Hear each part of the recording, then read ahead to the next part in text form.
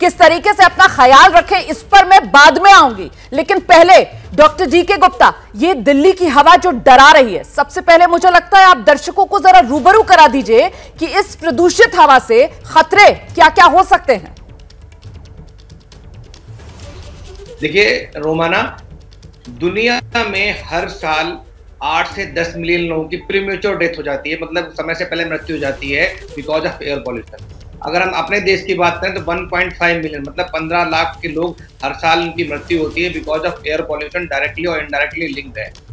तो कहीं ना कहीं ये डाटा जो है सरकार और जो हमारे हेल्थ अथॉरिटीज है, जो पब्लिक है, उसको पता नहीं है। अगर पता है तो कहीं रिकॉर्ड नहीं हो रहा, उस पर कुछ एनालिसिस नहीं हो रही है, उसका कोई रूट कॉज एनालिसिस नहीं कर रहे हैं, कोई करेक्टिव मेजर्स नहीं ले रहे हैं, कोई प्रिवेंटिव मेजर्स नहीं ले रहे हैं। हम बात करें खास करके अगर जो बुजुर्ग लोग हैं, बच्चे हैं, प्रेग्नेंट महिलाएं हैं, गर्भवती महिलाएं हैं, ये लोग बिल्कुल हाई रिस्क पे हैं। 0 से 50 एक्वाई नॉर्मली हेल्दी होता है, 100 से नीचे सेटिस्फैक्टरी होता है। करंटली ये हर जगह दिल्ली एनसीआर के सभी इलाकों में लगभग 400 के आसपास है, मतलब ये हजारडस है, ये हेल्थ इमरजेंसी है। हमारा दिल्ली एनसीआर इस समय एक गैस चैम्बर में तब्दील हो चुका है और हम लोग जहरीली गैसें जिसमें ओजोन है, सल्फर डाइऑक्साइड है, नाइट्रोजन ऑक्साइड से PM 2.5 और उससे छोटे कण है जो हमारे लंग्स के लिए, फेफड़ों के लिए, स्किन के लिए, आंखों के लिए, इसके अलावा हार्ट के लिए बहुत हानिकारक है। लॉन्ग टर्म अगर इनको लेते हैं या इवन शॉर्ट टर्म इनको इनहेल करते हैं तो लोगों को स्किन में रीचिंग हो रही है। आप बात कर रहे हो, मैं बात कर रहा हूँ, मेरे गले में इरिटेशन हो रहा है, आंखों में जलन हो रही है। इसके अलावा जो खास करके ब्रोंकाइटिस,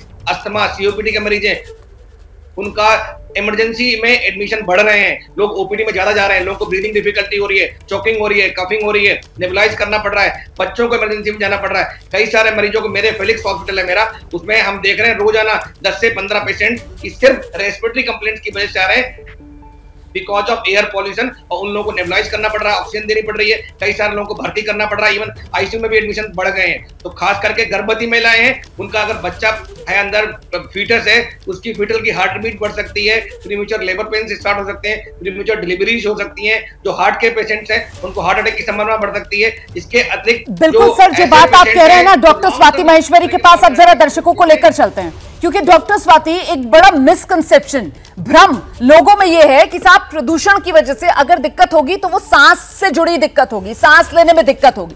लेकिन जिस तरीके से डॉक्टर गुप्ता यहां पर बता रहे थे, मुझे लगता है आप भी जरा दर्शकों को जागरूक कीजिए कि यह प्रदूषण जो हर साल भारत में 15 लाख लोगों की बलि ले रहा है, जो आंकड़ा अभी डॉक्टर डीके गुप्ता दे रहे थे, यह प्रदूषण सिर्फ और सिर्फ लंग्स प्रॉब्लम नहीं, बल्कि किस तरीके से चाहे स्किन हो, चाहे आईज की प्रॉब्लम हो, यहां तक कि दिल से जुड़ी बीमारियां भी बढ़ा सकता है। डॉक्टर स्वाति। बिल्कुल रोमाना, और मैं ये बोलूंगी कि आपने मेरी मुंह की बात छीन ली है। ये लोगों के अंदर जनरली धारणा रहती है कि अगर हम पोल्यूशन में हैं, बाहर निकल रहे हैं और हमें कोई सांस लेने में दिक्कत नहीं हो रही, कोई खांसी नहीं है, कोई हमारा गला खराब नहीं हो रहा है, तो शायद हमारे ऊपर इसका कोई दुष्प्रभाव नहीं पड़ रहा है। लेकिन ऐसा बिल्कुल भी नहीं है। अगर हम स्टडीज को देखें, और जो खास तौर से अब शोध कार्य सामने आ रहे हैं, न केवल आपकी उम्र 10 साल दिल्ली में रहने वाले लोगों की कम हो रही है, जो कि शिकागो की स्टडी से अभी साफ तौर से सामने आया है, वहीं अगर आप देखें लंग कैंसर छोड़ दीजिए, ब्रेस्ट कैंसर फीमेल्स में बहुत ज्यादा देखा जा रहा है। ऐसी फीमेल्स जो कि सड़क के किनारे रहते हैं, जो लगातार पोल्यूशन से बार बार एक्सपोज हो रहे हैं, उन लोगों में ब्रेस्ट कैंसर बहुत ज्यादा देखा जा रहा है। इसके अलावा डायबिटीज, ओबेसिटी की बात कर ले, आपका इम्यूनिटी लेवल जो है वो कम हो जाता है, और प्रजनन की जो आपकी शक्ति है वो भी एयर पोल्यूशन की वजह से कम हो जाती है। और ये भी देखा जा रहा है कि पोल्यूशन की वजह से जो गर्भवती महिला पोल्यूशन से एक्सपोज हो रही है, उसके बच्चे का जो ब्रेन साइज है वो तक ऑल्टर हो सकता है, वो तक छोटा हो सकता है, और आगे चलकर मनोवैज्ञानिक परेशानियां इन बच्चों में सामने आ सकती हैं। इनको IQ लेवल कम हो सकता है, ऑटिज्म हो सकता है, ADHD एक हाइपर जो है सेंसिटिविटी सिंड्रोम है। तो ये सब चीजें बच्चों में देखी जा सकती हैं। और साथ ही जो साधारण व्यक्ति भी हैं, जो आप देख रहे हैं कि सब लोग जा रहे हैं बाहर, कोई बीमारी नहीं है, उनमें भी तरह तरह की समस्याएं, यहाँ तक कि स्ट्रोक जिसे हम लकवा बोलते हैं, इस तरह की परेशानियां भी अचानक से होने की संभावनाएं सामने आती हैं। क्योंकि जब ये जो जितने भी बुरे तत्व हैं ये शरीर के अंदर जाते हैं, तो ये जो हमारी खून की धमनियां हैं, उनका जो अंदर जो है, उनके अंदर अवरोध पैदा करती हैं, उनका जो लचीलापन है उसे खत्म करती है, और साथ ही बहुत ज्यादा उत्तेजना पैदा करती है, जिसकी वजह से तरह तरह के जो हमारे शरीर के अंग हैं, क्योंकि हम बाहर की चीजों को तो देख पाते हैं कि त्वचा पे कोई बुरा असर रहा है, आंख पे कोई बुरा असर पड़ रहा है, लेकिन शरीर के अंदर जो बुरा असर पड़ रहा है वो समय के साथ धीरे धीरे एक्यूमुलेट हो रहा है और उसकी वजह से लोगों को तरह तरह की परेशानियां बाद में सामने आती हैं। कई बार लोग कहते हैं कि हमारे तो फैमिली में डायबिटीज नहीं है या कोई ओबीज नहीं है, अचानक से हमें कैसे डायबिटीज हो गई, हमें कैसे ये दिक्कतें सामने आ रही है। तो इसका एक बड़ा कारण ये प्रदूषण भी है, खास तौर से इस एरिया में, क्योंकि अब ये एक साल की बात नहीं है, हर साल हम यही डिस्कशन करते हैं, हर साल यही बातें होती हैं कि क्या उपाय करने चाहिए और 1 महीना या 1.5 महीना इसके ऊपर शोर होकर के सब कुछ शांत हो जाता है। लेकिन अफसोस इस बात का है ना कि वो जो जिम्मेदार लोग हैं जो पद पर बैठे हुए हैं, जिन्हें इस तरफ ध्यान देना चाहिए, उनके तो कान पर जू भी नहीं रेंगती है। अफसोस तो इस बात का है ना। अच्छा, आपने और डॉक्टर डीके गुप्ता ने जिस तरीके से विस्तार से दर्शकों को प्रदूषण के खतरों से आगाह कराया, मुझे लगता है अब दर्शक समझेंगे कि प्रदूषण आखिरकार कितनी गंभीर, कितनी बड़ी समस्या है। सिर्फ सांस लेने में दिक्कत या लंग से जुड़ी प्रॉब्लम से ये जुड़ा हुआ मामला नहीं है। यह आपके शरीर की इम्यूनिटी को पूरी तरीके से खोखला कर देता है, कम कर देता है। डायबिटीज, कैंसर, स्ट्रोक, सबका खतरा बढ़ जाता है। ऐसे में अब मुझे लगता है अपने विशेषज्ञों के पास चलते हैं और जरा उनसे ये जानते हैं कि इस खतरे का सामना कैसे किया जाए। डॉक्टर गुप्ता, खतरे का सामना कैसे किया जाए, आप क्या सलाह देंगे?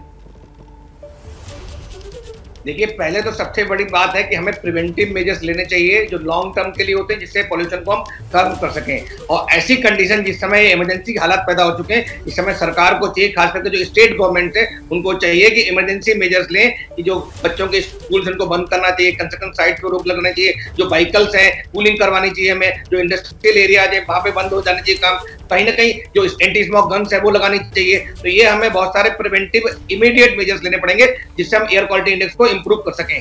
दूसरी बात, जन जन की समस्या, ये सरकार की समस्या नहीं, जब तक जनता जागरूक नहीं होगी तब तक हम पॉल्यूशन को खत्म नहीं कर सकते। ये बहुत बड़ी समस्या है। तो हम सबको चाहिए इस समय एटलीस्ट बाहर ना निकले, बाहर जाना है तो अवॉइड करें, अगर अर्जेंट है तभी जाएं, अगर बाहर जाते हैं तो अब N95 मास्क लगा के जाएं, वरना ना जाएं। और खास करके जो मॉर्निंग और इवनिंग के वॉक करते हैं, एक्सरसाइज करते हैं, उसको इंडोर करें, बाहर ना करें। मैं इसी पर आना चाह रही थी। आप जो बात कर रहे हैं ना, आप जो बात कर रहे हैं, मुझे लगता है क्योंकि इसमें इतने पहलू हैं, हम आराम से एक एक टॉपिक को डिस्कस कर लेते हैं। डॉक्टर स्वाति, जिस बात का जिक्र डॉक्टर डीके गुप्ता कर रहे हैं कि साहब खासतौर से वो लोग जो मॉर्निंग और इवनिंग वॉक करते हैं ना, वो उसको अवॉइड करें। अच्छा, ये बहुत से लोगों को कंफ्यूज करता है कि साहब डॉक्टर्स खुद ही तो सलाह देते हैं कि साहब सुबह आप जाइए टहलिए या शाम में जाइए आप टहलिए। खासतौर से जो बुजुर्ग हैं या फिर जो परिवार अपने बच्चों को कहते हैं कि जाओ शाम में बाहर खेल कर आओ, दिन में तो स्कूल गए हुए होते हैं बच्चे, तो सुबह और शाम में इतना खतरा क्यों बढ़ जाता है? जरा एक तो ये क्लियर कर दीजिए। बिल्कुल रुमाना, और इसके पीछे एक बहुत ही इंटरेस्टिंग स्टडी है, बहुत अच्छा प्रश्न है आपका। देखिए, सबसे पहले तो ये समझना जरूरी है कि जब भी हम वॉक करते हैं या कोई एक्सरसाइज करते हैं तो हमारा जो सांस का लेवल है, यानी कि जो उसका दर है, वो बढ़ जाता है। ये हर कोई स्वाभाविक तौर से महसूस भी करता है, यानी कि जो हवा अंदर जा रही है फेफड़ों में, उसका आदान प्रदान बहुत जल्दी जल्दी होने लगता है। तो जो अगर हवा आपकी खराब होगी तो यानी कि आप ज्यादा हवा अंदर ऐसी ले रहे हैं जो कि प्रदूषित है, जिसके अंदर अच्छे तत्व नहीं है। तो जो एक कंसंट्रेशन लेवल है आपके शरीर के अंदर इन प्रदूषण के तत्वों का, वो बढ़ता जाएगा और ज्यादा बढ़ता जाएगा, क्योंकि आप सांस तेजी से ले रहे हैं एक्सरसाइज की वजह से या घूमने की वजह से। दूसरी बात यह है कि हमें यह समझना जरूरी है कि जब हम एक्सरसाइज करते हैं या हम लोगों को बोलते हैं कि आपको चलना चाहिए या सुबह आप वॉक पे जाइए, शाम को वॉक पे जाइए, तो उसके पीछे हमारा मकसद क्या है? हमारा मकसद 2-3 चीजें। एक, पहली ये है कि हम बॉडी में एक्टिविटी चाहते हैं। हम ये चाहते हैं कि बॉडी में एक्टिविटी हो, जिससे कि आपके जितने भी टॉक्सिन्स बॉडी के होते हैं सर्कुलेशन की वजह से वो धीरे धीरे निकले, आपकी जॉइंट्स मोबिलाइज रहें। और साथ ही एक बहुत इंपॉर्टेंट चीज जो देखी गई है वो ये है कि जब हम टहलते हैं या घूमते हैं तो जो हमारे ब्रेन का ग्रे मैटर होता है उसका वॉल्यूम धीरे धीरे बढ़ता है, जिसकी वजह से लॉन्जिटिविटी आती है, जिसकी वजह से मेमोरी अच्छी रहती है। और ये देखा गया है वो लोग प्रदूषण में वॉक करते हैं या प्रदूषण में चलते हैं, उनके ब्रेन पर विपरीत असर पड़ता है। बिल्कुल, तो सुबह और शाम बाहर इस प्रदूषित हवा में टहलने से बचना है। चलते चलते लास्ट कमेंट आपका डॉक्टर डीके गुप्ता, किस तरीके से अपना खुद ख्याल रखें? एक तो आपने N95 मास्क की बात की, और क्या सावधानी बरतनी है सर?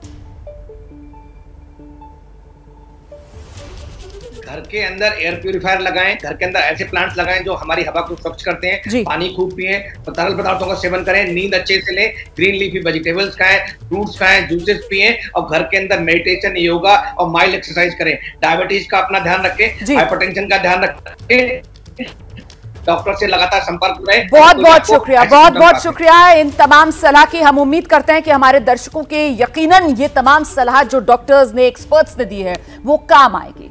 जैसे ही घड़ी का काटा दोपहर 2:30 पे आए, बबीता जी का दिल सास बहू साजिश के लिए मचल जाए। और ये है इनकी बहू, पूरे दिन ऑफिस की टेंशन हो जाए गॉन जब ये करें अपना फेवरेट शो फ्री टाइम पे ऑन। इनकी तरह आप भी देखें अपना फेवरेट शो अपने टाइम पर और डाउनलोड कीजिए एबीपी लाइव ऐप अपने स्मार्ट टीवी पर।